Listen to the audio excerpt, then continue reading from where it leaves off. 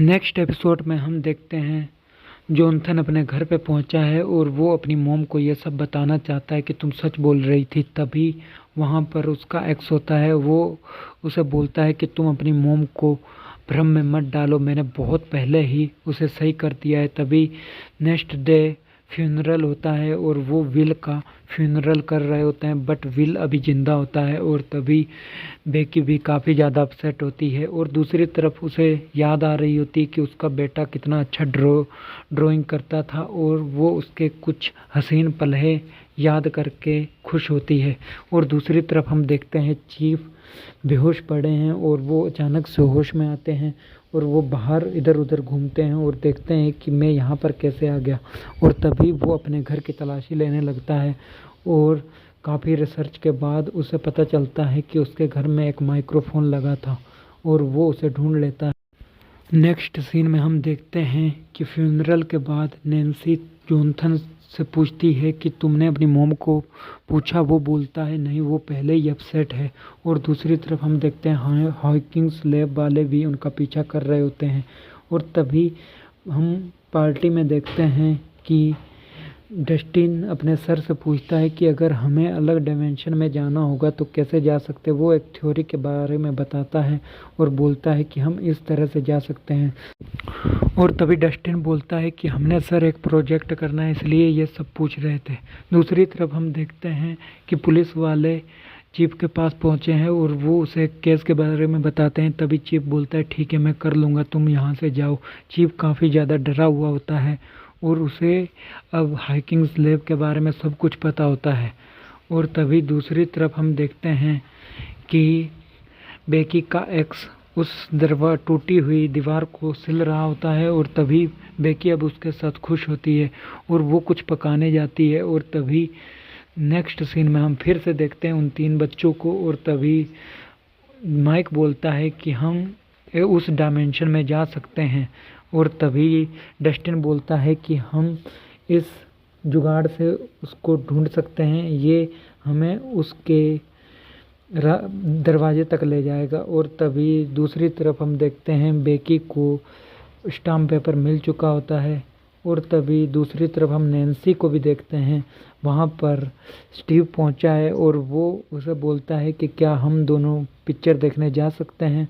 तभी नैन्सी उस बारबरा का पता लगा रही होती है क्योंकि वो उसकी अच्छी फ्रेंड थी और इसीलिए वो उसके साथ नहीं जाना चाहती थी। दूसरी तरफ फिर से हम देखते हैं कि बेकी अपने एक्स से बोलती है कि तुम अपने बेटे के लिए नहीं आए थे, तुम सिर्फ पैसे के लिए आए थे और तुम्हें और कुछ भी नहीं चाहिए। वो बोलता है तुम एक पागल लड़की हो।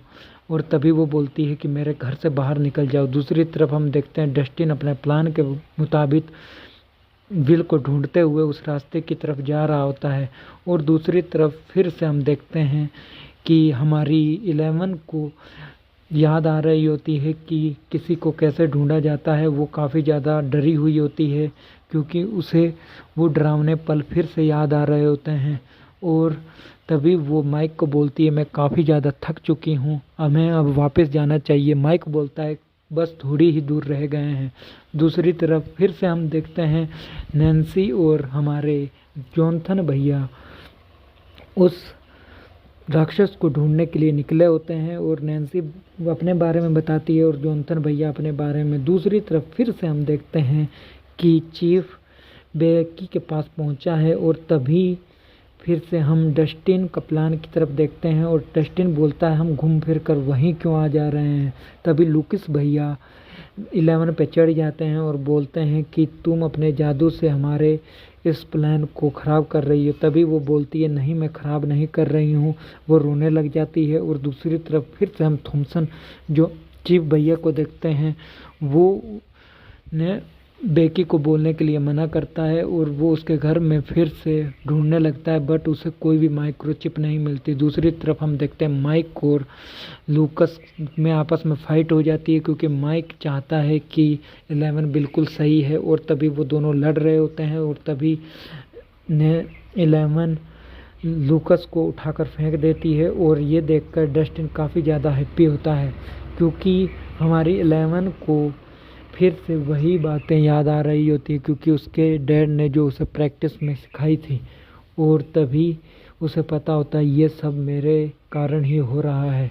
और तभी वो उस आदमी को लाने और उसे ले जाने में उसी का हाथ था, और उस डायमेंशन को भी लाने में हमारी 11 का ही हाथ था। और दूसरी तरफ हम देखते हैं लूकस भैया की तो बैंड बज चुकी है, और तभी माइक भैया उसके पास आते हैं। लूकस भैया बोलते हैं मेरे से दूर ही रहो। माइक भैया 11 पे चिल्लाने लग जाते हैं। 11 वहाँ से गायब हो जाती है, और फिर सीन शिफ्ट हमारा नैन्सी और जॉनथन की तरफ होता है।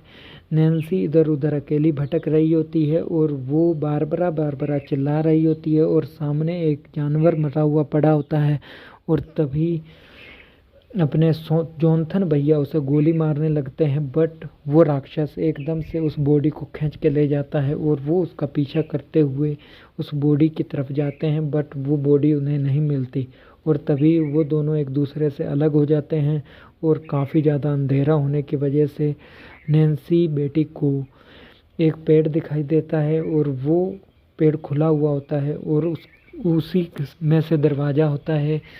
तभी वो बिना सोचे समझे अंदर घुस जाती है।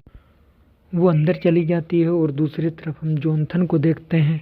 वो नैन्सी को ढूंढते हुए वहाँ आता है, बट वहाँ पर नैन्सी का बैग पड़ा होता है, और वो दरवाज़ा फिर से बंद हो जाता है, और नैन्सी वहाँ नहीं होती। और जॉनथन काफ़ी ज़्यादा अपसेट होता है। ये एपिसोड यहीं पे ख़त्म होता है। नेक्स्ट एपिसोड जल्द ही आ जाएगा। Thank you for watching.